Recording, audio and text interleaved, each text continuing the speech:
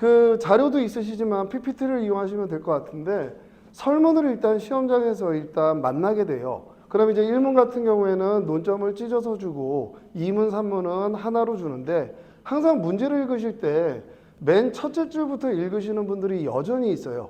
지금 이제 수험과 과정으로 치면 연기일기가 지나갔는데 쓰는 훈련이 안 돼 있으신 분들은 설문을 받으면 첫째 줄부터 읽어요. 그럼 이제 지문이 한 10줄, 12줄, 20줄 이렇게도 막 나옵니다. 그럼 첫째 줄부터 읽으면서 여러분들 머릿속에 이게 뭘 물어보는 논점이지? 이게 계속 와리까리 하는 순간 머리가 막 혼란스러워요. 그러다가 마지막에 보면 너무너무 허무해요. 그래서 되게 설문을 보실 때 1문 같은 경우에는 논점을 찢어주니까 찢어진 논점 먼저 보시고 그리고 이제 사건을 스크린하시는 겁니다. 이렇게 통으로 물어봤을 때도 맨 마지막 줄만 보시면 돼요. 맨 마지막 줄에 뭐라고 되어 있냐면 비공개 사유로 추가하는 것이 허용되는가? 그럼 그동안 배우셨던 것 중에 아 이거 첫 추변인가? 이런 생각을 하신단 말이에요. 그 다음에 뭘 하시는 거냐면 일단 설문은 2번은 정확히 읽으셔야 돼요. 첫 번째 읽으실 때는 내가 연상한 논점이 맞나? 그거에 대한 간단한 확인 작업 쭉 봤더니 맞아요. 그럼 이제 여러분들이 사안 해결에 사건을 포섭해야 되니까 설문을 읽으시면서 아 요거는 사안 해결에 포섭해야 되는 문장이 되겠구나. 그 정도 이제 밑줄을 그어 놓으시는 겁니다. 자, 그럼 이제 설문 체크는 그렇게 하신다고 보시고 자 이제 그 조금 이제 화면이 커서 여러분들은 자료를 좀 이용하셔도 될 것 같고 제일 안 좋은 답안의 시작이 어떤 시작이냐. 제일 먼저 목차는 여러분들 논점의 정의든 문제의 소재든 뭐 쟁점의 정의든 아무거나 골라서 하나 쓰시면 됩니다. 근데 제일 먼저 사례 논점인데 시작할 때 맨 위에 보시면 그 논점의 정의 옆에 보게 되면 빨간 글씨로 되어 있죠. 들어가며 어딜 들어간다는 얘기예요. 네? 아니 도대체 어딜 들어가요? 저게 여러분들 교수님들이 교수님들이 연구실에 내가 들어가면서 이런 식으로 이제 쓰시는 거예요. 내가 이 논점에 대해서 연구에 한번 들어가 보자. 이런 식으로 이제 저런 논점을 기본서에 쓰시는데 어설프게 저게 멋들어 보인다 뭐 한다 해서 실제 강사들도 저런 것들을 흉내를 내요. 그럼 시작할 때부터 굉장히 안 좋은 이미지 줍니다. 여러분들은 담백하게 제가 열심히 공부해서 답안을 냈으니까 잘 좀 채점해 주세요. 겸손한 마음으로 접근을 해야지 어설픈 흉내 같은 거 내시게 되면 시작할 때부터 굉장히 안 좋은 이미지를 주기 때문에 저런 거 쓰시면 안 돼요. 제일 그리고 이제 나쁜 시작이 이렇게 지금 논점의 정의 한 6줄이 있는데 저게 설문을 그대로 다 복사해 놓은 거예요. 저게 설문을 그대로 다 복사해 놓은 겁니다. 그럼 논점 정리했어요? 자, 그대로 복사했어요. 논점의 정리한 게 있나요? 한 게 아무것도 없죠. 그럼 저런 답안이 나오는 이유는 뭐냐면 그거에 대해서 훈련이 안 된 거예요. 그런데 남들은 막 옆에서 미친 듯이 쓰고 있으니까 자기 멍하니 있으니까 좀 이상하니까 일단 선물부터 급한 마음에 뺏기는 거예요. 저건 시작할 때부터 그냥 아웃되는 답안지의 이미지를 그냥 확 각인시킨다라고 보시면 됩니다. 자, 또 하나 중요한 게 맨 위에 보시게 되면 여러분들은 제한 시간이 있고 제한 시간이 분명히 있어요. 그 안에 여러분들이 써야 되는 내용을 다 써내야 됩니다. 두 번째는 같은 내용 썼던 걸 또 쓰면 점수를 또 주나요? 자, 이 사건은 처분 사유 추가 변경이 문제된다. 첫 추변이 문제된다. 첫 추변이 문제된다. 그럼 1점, 1점, 1점, 1점, 1점. 그럼 그것만 한 25개 쓰면 25점 줘요? 아니죠, 여러분들. 서술이 중복되는 거에 대해서는 절대 점수가 더 주지 않습니다. 그럼 제한된 시간 안에 중복된 서술을 피하고 여러분들이 어떻게 내용을 써야 고득점 답안을 받을 수 있는지 이건 준비된 답안들이 분명히 있어야 돼요. 그러니까 여러분들이 첫 추변 물어봤다. 그럼 나는 첫 추변 물어보면 이렇게 써낼 거야. 이렇게 분량이 확보되어 있는 답안을 여러분들은 가지고 계셔야 돼요. 근데 여기서 이제 수험가에서 이제 동영상은 여러분들이 프리로 들으시니까 제 강의를 들으시는 분들도 있지만 다른 선생님 강의를 들으시는 분들도 있는데 그분들을 욕하는 게 아니라 그분들은 취지가 또 다른 이유가 있긴 해요. 근데 만약에 모범 답안을 받았을 때 여러분들이 이제 그 선생님들 답안 받았습니다. 그거 정말로 그대로 한번 써보세요. 정말로 빠른 속도로 그 모범 답안에 있는 내용들 그대로 한번 써보세요. 25점짜리가 정말 25분 안에 쓸 수 있는지 그거 분명히 체크해 보셔야 됩니다. 대부분 거기 있는 서술들을 그대로 옮기다 보면 25점짜리인데 10페이지 나와요. 시간은 한 40분에서 50분 걸려요. 그럼 그거를 여러분들이 줄여서 써야 되는데 뭘 줄일지가 수험생이 할 수 있게는 굉장히 힘든 영역이란 말이에요. 그러다 보니까 지금부터 여러분들이 제가 이제 1년간 여러분들 시험장 가기 전까지 이제 그 10회 모의고사를 출제해드리고 모범 답안을 양식에 맞게 전부 배포해드리는데 이 작년에도 이 과정을 거치면서 제가 출제했던 문제 논점들이 그대로 다 시험에 출제됐습니다. 그 논점도 당연히 익히셔야 되지만 제가 배포해드리는 그 답안의 형식 이것도 주관식 시험에서는 서로 약습 같은 거예요. 그걸 이제 또 바로 시각적으로 보여드릴 테니까 그 형식마저도 여러분들은 100% 훈련하셔서 시험장에서 쓰셔야 된다고 생각하시면 됩니다.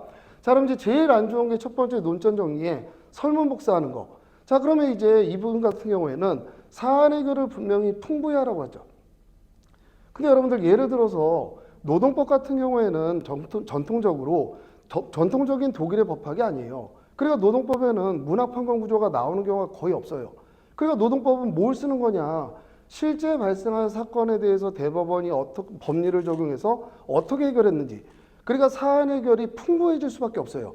하나의 문장에 대해서 판례를 거의 10개 쓰니까 그 중에 3줄씩만 따서 사안 해결 넣어도 10줄 이렇게 나옵니다. 근데 행정쟁송 같은 경우에 설문을 5줄로 줬어요. 자, 설문을 5줄 줬어요. 사안의 포섭을 아무리 해봐야 몇 줄을 넘을 수가 없어요. 5줄에서 6줄을 넘을 수가 없어요. 근데 막연하게 사안 해결은 풍부히, 사안 해결은 풍부히, 설문은 5개인데 사실관계 5줄 줬는데 그런 선입견을 먼저 버리시고 내가 설문에 등장했던 내용들 중에 요러한 사실들은 사안 해결에 그대로 옮겨야 되겠다. 그 내용들이 설문을 2번째 읽을 때 처음엔 가볍게 읽고 2번째 읽을 때 요건 사안 해결로 포섭할 때 필요한 내용이겠다. 설문에 밑줄을 거 놓으셔야 됩니다. 그럼 나중에 사안 해결 쓰실 때는 설문에 밑줄 거는 거 있죠. 그거 옆에 펼쳐놓고 다 쓴 다음에 마지막에 이러이러해서 이건 처분 사유 추가 변경이 허용된다. 허용 안 된다. 요렇게 이제 마무리를 지시는 거예요. 그래서 설문에 등장한 사실관계는 사안 해결에서 포섭하는 거지 그 논점의 정리, 쟁점의 정리 저기다 절대 복사하시게 되면 시작하는 순간부터 아웃되는 답안지로 가신다고 생각하시면 됩니다. 그리고 중간에는 제가 그냥 공백으로 놔뒀는데 이거는 공백으로 놔둔 이유가 제가 만들어드리는 답안의 분량이 있고 다른 선생님들이 여러분들한테 이제 배포하는 모범 답안 분량이 있는데 거의 2배 이상 차이 나요. 그러니까 이 부분은 여러분들이 정말 내가 시험장에 갔을 때 이 부분은 이만큼만 쓰겠다라는 작업을 반드시 해 놓으셔야 됩니다. 그래야 시간의 오버가 없이 정말로 득점할 수 있는 내용들을 다 득점하실 수 있게 되는 거예요. 그럼 이제 간단하게 말씀드렸는데 마지막으로 정말로 그럼 시작할 때 들어가며 이렇게 난 죽어도 들어가면 쓸 거야. 이러신 분들은 마지막에 나간다라고 쓰세요. 아니 들어갔으면 나가야 될 거 아니에요. 아니 계속 들어가 있을 수는 없잖아요. 그러니까 정말로 저 목차를 고집하실 분들은 나 나간다. 저렇게 이제 하세요. 그러면 이제 올해 합격자 명단에서 나가게 되실 테니까 그거 이제 꼭 주의하시고요. 자, 모범 답안의 예를 한번 보시게 되면 논점의 정리 간단히 보세요. 기본적으로 몇 호를 이유로 했는데 몇 호를 추가한다. 이게 과연 허용될 것이냐. 근데 여러분들 행정쟁송법에서는 문제의 소재에 항상 들어가야 되는 게 이게 소송법 제 몇 조의 해석 때문에 문제가 되는 건지 아니면 이건 행정소송법의 명문의 규정이 없어서 문제가 되는 건지 이건 반드시 논점의 정리에 쓰셔야 돼요. 거기에서 제대로 공부했구나. 이게 시작하는 단계에서 이미지를 팍 새겨야 그 다음에 채점자도 별 의심 안 하고 술술술술 답안을 읽어나가게 돼요. 저기에 장황하게 이것저것 막 그냥 설문 복사해버리면 얘는 도대체 내가 문제를 냈는데 문제는 또 왜 쓰고 있는 거야. 여기에서 굉장히 안 좋은 이미지가 심어주니까 그거 조심하시고요. 사안 해결은 이제 참고자료 그 PPT에도 이제 올릴 거니까 그거대로 이제 연습해서 쓰시면 됩니다. 그럼 이거를 논점의 정리를 어떻게 내가 간결하게 뽑아서 쓸 거냐. 훈련 방법을 이제 알려드려야 될 거 아니에요. 여러분들 다 사례집 있으시죠? 그럼 어떤 훈련을 하시면 되냐면 사례집에 설문만 보세요. 설문만 보세요. 그럼 요게 논점이 되는구나. 일단 머리로 떠올리세요. 그리고 그 사례집의 모범 답안 안에 논점 정리 부분이 있을 거예요. 그 논점 정리 부분을 설문을 복사하는 강사는 없습니다. 최소한 나름대로 간결하게 정리를 다 해놨을 거예요. 그 부분만 보세요. 사례집 설문 보고 아 이거 첫 추변인가? 그럼 논점의 정리는 어떻게 쓰지? 거기만 보세요. 그래서 이 논점의 정리만 한 번씩 써보시게 되면 사례집에 보통 70개, 80개 정도가 있을 텐데 이거 하루면 할 수 있습니다. 그렇게 하루만 이 훈련을 하셔도 아 행정쟁송 논점 정리는 요 정도 쓰면 되는구나. 이렇게 간결하게 쓰는 게 오히려 고득점 답안을 받을 수 있는 비결이구나. 그거에 대한 훈련은 마스터 되실 테니까 요 훈련을 꼭 하시고요. 자, 그리고 이제 자, 잘못된 답안의 예를 한번 그 여러분들 자료 있지만 요거 이용하시면 돼요. 자, 일단 제일 먼저 설문 복사를 쫙 해놨어요. 설문 복사 쫙 해놨습니다. 그리고 이제 두 번째 띄어쓰기가 없어요. 바로 이어집니다. 그리고 이제 처분사유의 추가 변경에 의의를 써요. 근데 이게 지금 제 기본서에 있는 내용이에요.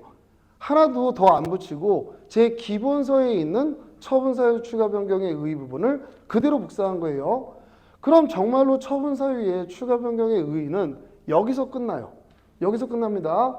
근데 이제 기본서니까 처음 공부하시는 분들 예를 들어 드리려고 제가 예컨대 이러이러한 경우를 말한다. 이거를 시험장 답안에서도 써요. 예컨대. 자, 그 밑에는 뭐냐면 이러이러이러해서 이게 문제가 된다. 요대로 이제 다 씁니다. 그럼 논점 정리 쓰고 의의 쓰니까 이제 한 페이지 다 나갔어요. 띄어쓰기 없습니다. 자, 이제 허용 여부에 대한 견해 드립이 등장을 해요. 자, 학설을 이제 저기 맨 위에 있는데 저게 이제 문제의 소재입니다. 그럼 이제 보시게 되면 여기에 이러이러한 게 문제된다. 이미 등장했어요. 세 줄. 근데 다시 항 바꿔서 문제의 소재. 똑같은 문장이 다시 두세 줄 나오는 거예요. 다시 두세 줄 나옵니다. 그럼 중복 서술이죠. 그럼 썼는데 또 이 점, 또 이 점, 또 줘요? 안 줘요, 여러분들. 그럼 계속 중복 서술을 하면 다 점수를 똑같이 받는다는 것밖에 안 되기 때문에 중복 서술은 기본적으로 점수 배점이 이루어질 수가 없어요. 그리고 더 문제는 이 논점은 행정소송법에 명문 규정이 없어서 문제가 되는 건데 문제 소지 보시게 되면 행정소송법에 처분사유 추가 변경 명문의 규정이 없다. 저게 반드시 있어야 돼요. 근데 저게 없어요. 그러면 이게 왜 문제되는지 왜 문제의 소재가 생기는 건지 이거를 알지 못한다는 거예요. 그냥 막연하게 외워서 썼다라는 것밖에 안 된다는 거예요. 자, 그럼 이제 학설을 씁니다. 저 1설, 2설, 3설 제 답안 그대로 했어요. 다른 선생님 답안을 갖고 오게 되면 문제가 생길 수 있기 때문에 그냥 간결하게 해드린 제 답안입니다. 근데 제가 이제 한 5년 전에 어떤 학생분을 만났냐면 제가 이렇게 답안을 이제 지금은 인원이 너무 많기 때문에 합격 첨삭자들이 첨삭을 도와주고 스크린하는 방식인데 저 1설 옆에 보시게 되면 장모 교수님, 홍모 교수님 그 이름을 딱 써요. 그래서 제가 답안을 딱 보니까 아 이분이 사법시험의 전설이시구나. 적어도 사법시험을 20년 이상 하신 분이구나. 근데 이제 사법시험이 없어지니까 노무사 자격증을 취득하기 위해서 오셨구나. 이거 대번 알아요. 벌써 서술 보면. 그러니까 이거를 써놓은 거예요. 그래서 제가 친절하게 어찌됐든 시험에 합격하셔야 되니까 저도 그걸 도와야 되니까 학원에 연락처를 받아가지고 전화를 했어요. 저 교수님의 이름을 쓰는 이유가 있나요? 아니 자기는 이 교수님의 논리를 너무너무 좋아한대요. 자기는 그 교수님하고 논리를 같이 하는 걸 피력하고 싶대요. 이거 계속 쓰시면 시험장에서 부정행위로 간주될 수도 있고 절대 시험에 합격하실 수 없습니다. 이거는 객관적으로 당신의 생각을 물어보는 거지 교수님의 생각을 물어보는 시험이 아니다. 요거 쓰지 마세요. 그렇게 타일러인데 뭐 통화만 했으니까 연배가 저보다 위인지 뭐 동갑인지 밑인지 모르겠는데 선생님이 그렇게까지 정성을 들여서 알려줬는데 그 다음에 또 썼어요. 이게 습관이 무서운 거예요. 또 쓰는 거예요. 그래서 여러분들 답안은 습관입니다. 시험장에 가서 창조하는 게 아니에요. 평상시에 계속 반복돼서 훈련했던 것을 시험장에서 그대로 뿜어내고 나오는 거예요. 한 3번 그러네요. 그래서 제가 문자 남겼어요. 다시 교수님 이름을 언급하면 당신은 이제 그냥 환불 처리하고 내 강의를 듣지 말아라. 근데 또 쓰더라고요. 그래서 환불 처리하고 이제 제 수업 못 듣게 했는데 이거는 여러분들 절대 수험생에서는 안 되는 행동이기 때문에 절대 이런 거 여러분들 당연히 없으시겠지만 혹시라도 나는 누구 교수님을 너무 좋아한다. 그래서 한번 써볼까? 고득점 나온다는데 고득점 나오죠. 한 110점 주고 떨어뜨릴 수 있어요. 부정행위로. 그럴 수 있기 때문에 절대 그런 행동 하시면 안 됩니다. 자, 그 다음에 이제 판례 부분을 쓰셔야 되는데 대부분 또 오류 중에 뭐냐면 여러분들 학설이 6줄이에요. 예를 들어 써야 되는 게 판례가 한 4줄 정도 돼요. 그럼 학설 점수 많이 줄까요? 판례랑 학설의 배점은 거의 동일할까요? 판례와 학설의 배점은 거의 동일해요. 그러니까 여러분들은 판례를 정확하게 문구를 쓰셔야 돼요. 근데 어떤 분들이 있냐면 학설은 막 정말 잘 써요. 근데 갑자기 시간을 딱 보니까 와, 큰일 났네. 시간 별로 없네. 그러니까 판례 부분에 대법원은 절충설의 입장이다. 대법원은 제한적 긍정설의 입장이다. 대법원은 부정설의 입장이다. 이거 판례 쓴 거예요, 안 쓴 거예요? 여러분들은 이걸 썼다고 해서 점수를 주실 거예요? 여러분들이 채점 잘하면? 절대 점수 안 줍니다. 판례는 어느 입장이라는 피력하는 게 아니라 판례의 논리에 따르면 이런 것들을 가지고 와서 이렇게 판시했다. 판례의 법리를 설명을 해야 그게 판례를 쓴 거지. 이건 전혀 판례를 쓴 게 아니에요. 그러니까 저런 답안은 점수 자체를 받을 수 없다라고 보시면 돼요. 그리고 또 나쁜 게 검토. 그럼 이 검토의 주인공은 누구예요? 나예요, 나. 여러분들 검토 쓸 때 항상 시작할 때 뭐라고 해요? 생각건데. 이렇게 쓰시죠. 그 생각을 누가 한 걸 얘기하는 거예요? 나. 내가 생각해 보니까 이런 것도 일리가 있고 이런 것도 일리가 있는 것 같은데 나는 이게 타당하다. 내가 답안의 주인공입니다. 근데 검토 부분에 이렇게 논리를 펼치질 않고 그냥 제한적 긍정설이 타당하다. 그럼 뭘 생각했어요? 생각건데 제한적 긍정설이 타당하다. 뭘 생각한 걸 보여줬어요? 채점자는 여러분들 머리를 못 들어갑니다.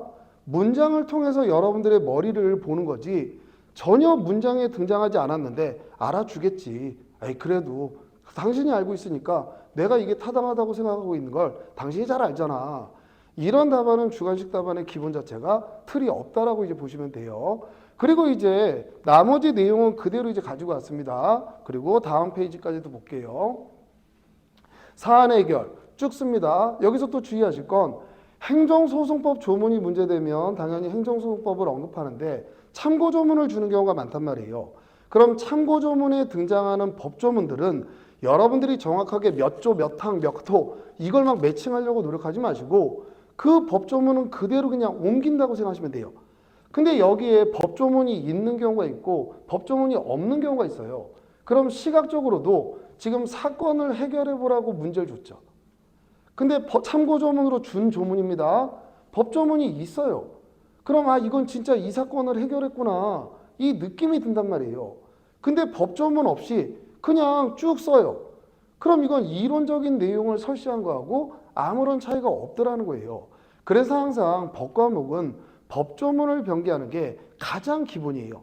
그거 이제 꼭 놓치지 마시고 최근에 이제 다른 과목도 여러분들이 시험을 보시다 보니까 주관식 답안에 한 3년 전부터 저 같은 경우에는 제발 좀 하지 마라 이렇게 이제 가끔 언급을 하는데 너무 이제 많은 다른 선생님들이 있으니까 또 제가 얘기하면 그 선생님이 피해를 입을 수 있어서 언급을 이제 요새는 좀 자제하긴 하는데 요거 한번 보세요.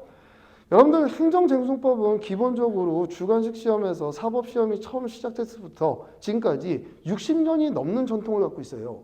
이게 기본적으로 서로 간의 약속이란 말이에요. 그럼 사례 답안의 마지막 모차는 사안의 해결이에요. 해결했잖아요. 끝났어요. 그래서 마지막에 해결했습니다. 따라서 법원은 이걸 가지고 위법성 여부를 심리해서는 안 된다. 끝났어요. 근데 꼭 뒤에다가 결어. 그래서 한 줄을 꼭 쓰시는 답안들이 있어요. 이게 틀렸다는 얘기는 아니지만 점수를 줘요, 안 줘요?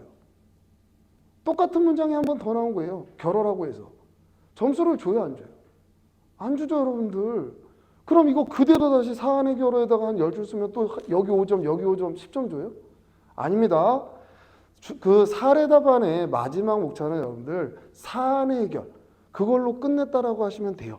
굳이 또 이거 쓰고 난 다음에 시간이 없어서 결혼은 못 썼는데 이런 스트레스 받으실 필요도 없고 이건 득점하고 아무런 상관이 없어요.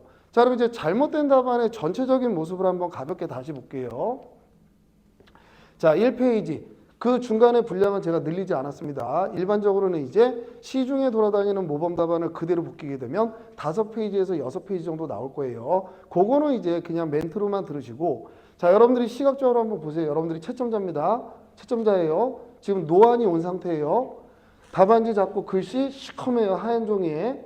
자, 보셨습니다. 아이고. 네.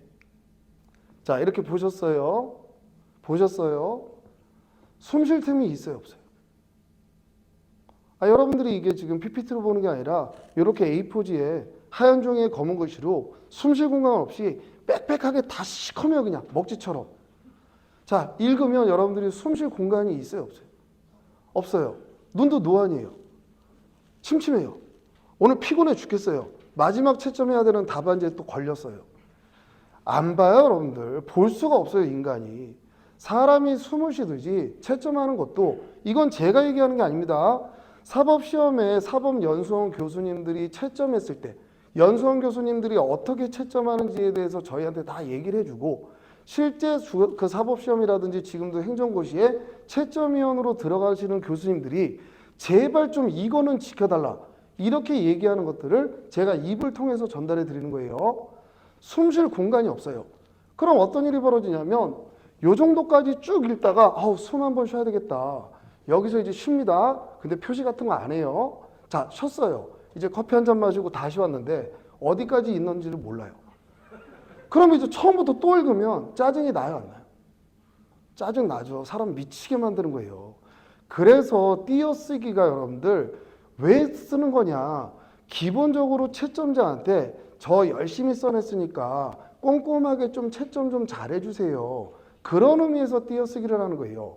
그러면서 띄어쓰기가 왜 중요하냐? 분량 면에서도 굉장한 도움을 줘요. 자, 그럼 이제 제대로 된 답안지를 한번 볼게요. 자, 논점의 정리 이렇게 한 4줄 정도로 막았습니다. 명문의 규정이 없어서 문제된다. 처분 사유 추가 변경에 의의 썼어요. 그리고 나서 진짜 점수를 받을 수 있는 건 여기에 무슨 예컨대 이런 걸 쓰는 게 아니라 처분 사유. 근데 우리 행정법에는 이유 제시 하자 치유라는 개념이 있단 말이에요. 그러니까 처분 이유 이 용어가 같이 등장하기 때문에 이거하고 구별되는 개념이 뭐가 있느냐. 이유 제시 하자 치유라는 개념이 있다. 이건 절차적 적법성, 이건 실체적 적법성. 요거를 오히려 쓸데없는 걸로 그 빈칸 채울 때 이걸 집어넣으시면 거기에서 여러분들한테 고득점이 터지는 거예요. 자, 그 다음에 이제 또 한 줄 떼어줍니다. 자, 그리고 떠줘요. 자, 판례 부분에 대부분은 이제 소송에서의 처추변과 관련된 내용만 쓰시는데 이 처추변이 행정심판에서도 등장하고 이의신청에서도 등장합니다. 그럼 제일 먼저 소송에서의 법리 쓰시고 심판에서의 법리 쓰시고 이의신청에 관한 법리 쓰시고 분량은 거의 같아요.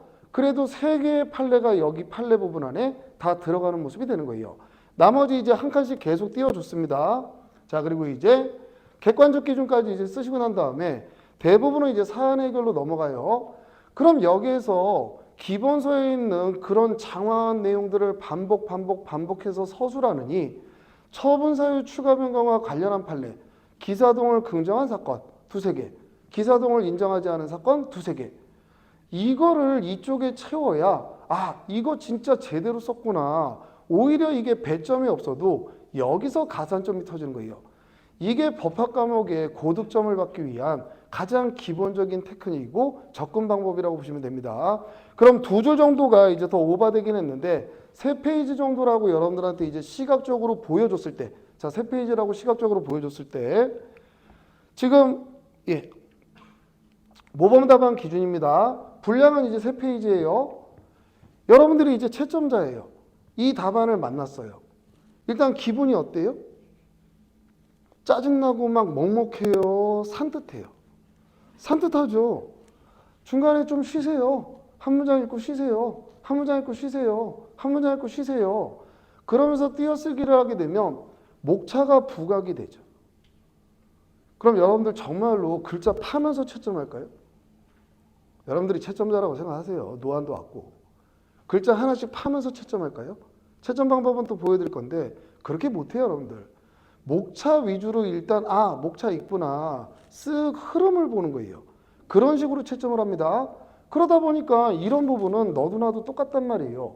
그럼 어디에서 시각적으로 얘 대단하다. 얜 진짜 최고네. 이런 것들을 보여줄 수 있는 게 남들이 쓰지 않는 근데 꼭 필요한 이런 구별 개념이라든지 이런 거, 판례 같은 거 시각적으로 이게 한눈에 들어온다고 한번 생각해 보세요.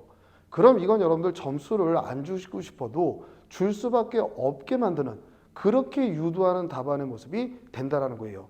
그래서 지금 세 페이지죠. 같은 세 페이지입니다. 근데 내용은 거의 동일하다 해도 지금 당장 띄어쓰기 다 했죠. 띄어쓰기 다 했어요. 내용 빠진 거 없어요. 근데 한 4줄 정도 더 들어가죠. 4줄 정도 더 들어갑니다. 자, 거기에서 이제 나머지 여백이 남았어요. 여백이 남았습니다. 여기 이어서 쓰지 마세요. 왜 여기다 이어 쓰세요? 그냥 일문 끝, 뒷면 계속 깨끗하게. 아, 이제 커피 한 잔 드시고 오세요. 커피 한 잔. 화장실도 한번 다녀오시고. 그 다음에 깨끗이 시작해 드릴게요. 이게 왜 의미가 있냐면 여러분들, 이런 식으로 하게 되면 여러분들이 논점 4개나 5개 정도 됐을 때, 그렇다고 여러분들 여기서 끝났는데 그때는 무슨 뒷면 계속 쓸 일 없죠. 그렇잖아요. 여백이 있을 때. 그랬을 때 최종 답안이 끝나는 페이지가 적어도 3페이지에서 4페이지 차이 나요. 그럼 인간은 여러분들 망각의 동물이기 때문에 채점하던 과정에서 얘가 뒷면 계속을 썼는지 이거 기억 못합니다. 제일 마지막에 딱 채점이 끝났는데 15페이지, 16페이지. 띄어쓰기 없이 그냥 죽어라 읽어라 먹지로 냈을 때 10페이지, 11페이지. 그런 것들이 주관식 시험이 60년 정도를 거치면서 완전히 서로 약속된 틀을 가지게 된 거예요. 근데 이 틀을 자꾸만 깨트리거나 이 틀을 제대로 전달하지 않는 이런 모습들의 답안들이 있기 때문에 이게 오히려 수험생들한테 더 큰 어려움을 주신다라고 생각하시면 됩니다. 자, 이제 모범 답안을 좀 비교해봐 드렸고, 다음 전달할 내용은 법조문은 반드시 병기하셔야 됩니다. 법조문 반드시 병기하셔야 되고, 여러분들이 쓰는 내용이 판례면 대법원은 뭐라고 판시했다, 판례는 뭐라고 판시했다, 요거 반드시 표시해서 판례를 부각을 시켜주셔야 돼요. 판례는 쓰는 대로 그냥 점수하고 직결된다고 생각하시면 되고요. 자, 3번의 내용은 그 법학의 기본적인 목차 틀 자체가 뭐 3대 목차, 의의 요건 효과, 4대 목차, 의의 요건 절차 효과, 5대 목차, 효과 뒤에 불복 방법, 뭐 굳이 이렇게 돼 있는데, 이것도 일률적으로 어느 하나의 목차를 날 정해놓고 다 끼워 넣겠다, 그건 어려워요. 그럼 저것들은 어떻게 이용하시냐면, 제가 조금 있다가 제가 이제 유튜브를 운영하기 시작했는데, 저도 이제 유튜버라는 직업이 하나 더 생겼습니다. 지금 이제 1000명 가까이 돼가는 것 같은데, 제가 그 유튜브에다가 행정쟁송법에서 법조문을 가지고 끌었으면 외울 게 전혀 없는 거, 그런 것들은 이미 한 35개에서 40개 정도로 올려드렸어요. 그거 가지고서 여러분들 연습하시게 되면 저 목차를 굳이 어떤 경우에는 의의 요건 절차 효과, 어떤 경우에는 뭐 의의 요건 효과로 끝나나, 절차를 써야 되나 말아야 되나, 이런 고민 안 하실 테니까 그거를 대체해서 좀 연습을 하시고요. 자, 그리고 이제 훈련법. 지금까지 이제 했던 훈련법은 어떻게 하시는 거냐. 각자 사례집 설문 읽으셔야 될 거 아니에요. 그거 당연히 읽으신 다음에 일단 목차를 여러분들이 뽑아내실 수 있으면 내용까지 쓰실 수 있다라고 믿으시면 돼요. 그럼 이제 나중에는 실제로 시험이 다가오게 되면 써볼 시간 없습니다. 그때는 논점 보고 목차 연상하고 말로 해보는 거예요. 그럼 말을 할 수 있으면 결국 쓸 수 있다라는 거예요. 근데 시간 차이가 벌써 쓰는 게 한 1시간이라면 말로 한번 이렇게 입에 담아보면 한 10분 정도면 하나의 논점이 끝나기 때문에 그렇게 이제 자연스럽게 과정이 넘어가게 될 겁니다. 일단은 설문을 읽고 그게 법조문에 관련된 내용을 써야 된다면 법전 당연히 펼치셔야죠. 그리고 법전을 펼쳐놓고 이건 어느 부분에 들어가는, 어떤 내용의 목차 안에 들어가야 되는지 그거를 이제 여러분들이 연상을 하셔야 돼요. 그래 놓고 이제 여러분들이 판례는 반드시 뽑으셔야 됩니다. 그럼 첫 출변에서 등장하는 판례 어떤 게 있었지? 그 판례 키워드까지 정도를 뽑으시는 거예요. 그리고 여러분들 사례집 갖고 계시잖아요. 그때 사례집 목차차 부분을 보시는 거예요. 그래서 내가 뽑은 목차하고 사례집에 있는 목차 부분, 그걸 이제 대칭을 하는 겁니다. 내가 빠뜨린 게 있겠죠. 그럼 나머지는 여러분들이 떠올릴 수 있다는 거예요. 그럼 내가 빠뜨린 목차, 이게 내가 목차 잡을 때 자꾸 빠지는 목차구나. 거기에다 형광펜이든 별표 표시해서 그거를 자꾸 빠뜨리지 않게끔 훈련하시게 되면 그게 이제 여러분들이 목차를 끌어내는 내용에 대한 훈련 방법이라고 이제 생각하시면 될 것 같고요. 자, 그리고 지금 이거는 예시로만 가지고 하는데 저 메뉴에 보시게 되면 집행정지 같은 거를 여러분들이 적극적 요건 같은 거 쓰시게 되면 사실 여러분들 시험이 이제 약술은 조금 멀어지는 거 아니냐 이런 얘기들을 하는데 그렇지는 않습니다, 여러분들. 예를 들어 기존에는 형태 자체가 행정심판의 재결의 종류를 설명하시오. 이게 그냥 여러분들은 약술이라고 생각하잖아요. 행정심판의 재결의 종류를 설명하시오. 아, 그럼 약술 문제다. 근데 이번에는 이렇게 나왔습니다. 갑이 어떤 거부 처분이나 부작위에 대해서 신청했는데 행정청이 거부나 부작위를 하고 있다. 심판 청구를 통해서 구제받으려고 한다. 심판에서 나올 수 있는 재결의 종류를 한번 설명해봐라. 이게 사례 문제예요? 제가 두 번째 읊어드린 게 사례 문제예요? 아니죠. 약술 문제예요. 사례처럼 모습만 두세 절을 붙였을 뿐이지 결국 써야 되는 답안의 모습은 약술을 쓰라는 거랑 똑같습니다. 그러니까 약술 답안을 써야 되는 논점에 대해서도 절대 기피하시면 안 돼요. 그럼 되게 약술은 법조문 활용이 핵심이에요. 그럼 여러분들한테 가장 큰 무기는 법전이기 때문에 법조문을 가지고 이용하셔야 최소한의 필요한 부분만 암기하고 나머지는 법전을 이용해서 다 쓰실 수 있다는 거예요. 그래서 저 유튜브 문일 변호사의 행정적인 손법 PT 아시는 분들이 이제 대부분일 것 같은데 혹시라도 모르시는 분은 저는 절대 수업할 때 쓸데없는 소리 안 합니다. 저기서 무슨 옛날에 썰 같은 거 이런 거 없어요. 정말로 공부에 필요한 내용만 딱 찍어드렸으니까 어떤 공부를 하시다가 요 논점이 유튜브에 있으면 그거 한번 들어보세요. 정말로 이거는 어떤 그 돈으로 살 수 있는 정말 그 성의껏 제대로 만들어서 올려드린 영상이기 때문에 저거를 이제 이용하시면 될 것 같아요. 자, 그리고 이제 채점 방법을 좀 설명해 드리겠습니다. 이건 제가 채점하는 모습을 얘기하는 게 아니라 실제 여러분들 주관식 채점하시는 분들이 얘기해 주신 거예요. 자, 지금 2차 답안지가 3,000부 들어왔습니다. 그럼 채점자 입장에서는 제일 먼저 뭘 하느냐? 1단계 답안이 완성됐는지를 체크해요. 처음부터 여러분들 막 글자 파겠어요? 안 하죠. 툭툭 3문까지 있나? 1문, 2문, 3문. 여기서 없는 답안들이 여러분들 거의 과반수라고 생각하시면 돼요. 그러니까 여러분들이 실제로 경쟁률 크게 신경 안 쓰잖아요. 실질 경쟁률은 얼마 안 돼. 이런 얘기들 하시잖아요. 과반 정도는 여러분들 답안 자체가 완성되지 않은 경우들이 많아요. 쓰다가 멈춘 거, 뭐 2문이 빠진 거, 3문이 빠진 거. 이건 그냥 1,500부 날아가는 겁니다. 그럼 이제 반 정도 남아요. 그럼 2단계에서 뭘 하느냐? 보통 김국기 채점을 하신다고 그래요. 일단 답안은 완성되어 있으니까 쭉쭉 펼칩니다. 설문 그대로 복사했네. 판례? 무슨 절충설이 타당하다? 이것도 반 빼요. 이건 어차피 합격할 답안이 아닌 거예요. 요 답안들이 기존의 점수상으로 55점 이하 정도 나오는 거예요. 그러니까 그 점수는 큰 의미가 없는 겁니다. 그럼 이제 한 700부 정도 남잖아요. 여기에서 이제 진짜 본격적으로 채점 들어가는 거예요. 여기에서. 그때 하나하나 목차 보고 내용 보고 판례 문구 정교하게 잘 썼나? 판례 더 쓴 거 있나? 이런 것들을 이제 꼼꼼하게 채점해서 결국 여기에서 이제 56점이라든지 정말로 이제 고득점 할 수 있는 뭐 가산점이라든지 이런 것들을 받았을 때 뭐 65점까지 행정 기준으로는 이런 식의 이제 점수들이 등장하는 거예요.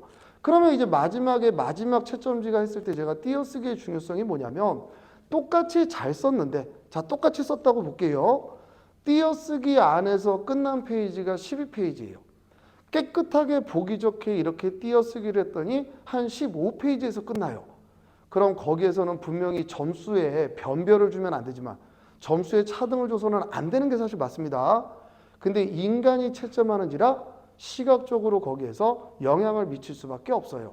그래서 띄어쓰기 그리고 그 관련된 논점에서 판례 사건들 이렇게 얹어주게 되면 행정정보법에서는 좋은 점수를 받을 수밖에 없다라는 거. 그래서 오늘 그 내용에 대해서 여러분들한테 중점적으로 좀 설명을 해드렸습니다. 자, 이제 내용에 대해서는 다 이제 마쳤고 제가 이제 올해 여러분들 시험장 가시기 전까지 모의고사 일정 같은 거 이런 것들을 이제 하는데 제일 중요한 게 여러분들 시험일까지 체력 관리 잘하세요. 저도 이제 너무 무리를 해서 최근에 이제 뭐 제 강의를 들으시는 분들은 알겠지만 막 림프형까지 올라오고 지금도 조금 이렇게 몸이 조금 안 좋은 상태인데 이게 평상시에 체력 관리를 소홀히 했기 때문에 이렇게 한 방에 몰려오는 것 같아요. 근데 이게 수험생인 여러분들 입장에서도 언제 터질지 모릅니다. 그럼 너무너무 열심히 했는데 건강관리, 체력관리 요게 약간 미흡했더니 정말 시험장에 갈 때 울면서 가는 경우가 생길 수도 있어요. 그러니까 평상시에 체력 관리 정말 철저하게 잘 하시라는 거. 그 체력이 있어야 멘탈도 강해지는 겁니다. 체력 관리 꼭 좀 잘 해보시고 반드시 써보세요. 자, 반드시 써보세요. 그냥 머릿속으로 기본서 회독만 하고 이러는 건 여러분들이 정말 주관식 공부를 하시는 모습이 아니에요.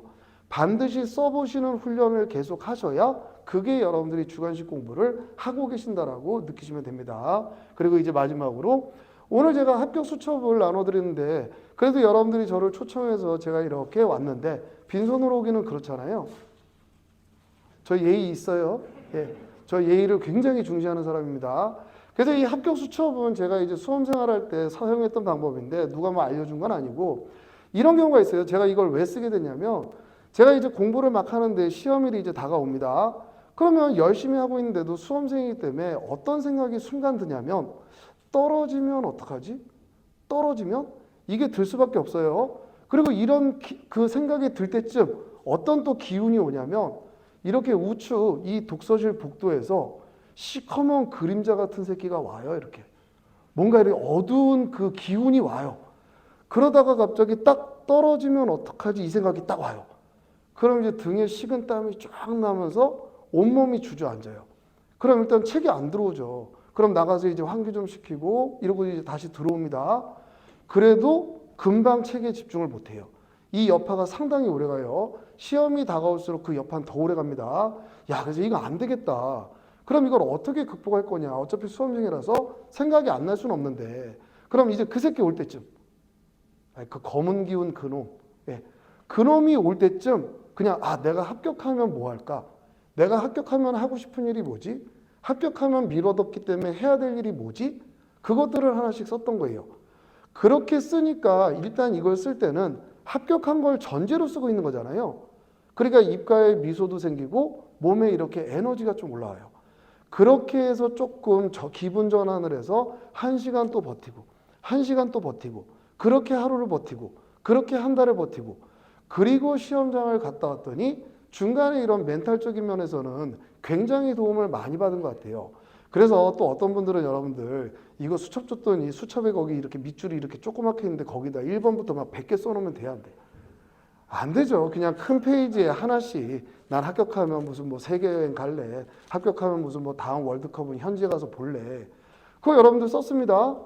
합격하시면 여러분들 당연히 할 수 있는 것들이에요. 저도 거기에 썼던 것들 다 해봤어요. 다 했고. 그래서 이건 여러분들 멘탈 관리를 위해서 굉장히 좋은 방법이니까 어찌됐든 또 제 수업을 들으시고 제 이제 후배들이 되실 테니까 요거는 이제 멘탈 관리용으로 여러분들한테 좀 전달을 해드리는 겁니다. 자, 그래서 1부는 여러분들한테 답안 작성법은 요 1부로 이렇게 마치고 제가 이렇게 인사드리면 박수 많이 쳐주실 거죠? 소리가 작은데 박수 많이 쳐주실 건가요? 예, 1부는 여기서 마치고 2부는 질문을 받는 시간으로 갖겠습니다. 예, 고생하셨습니다. 예.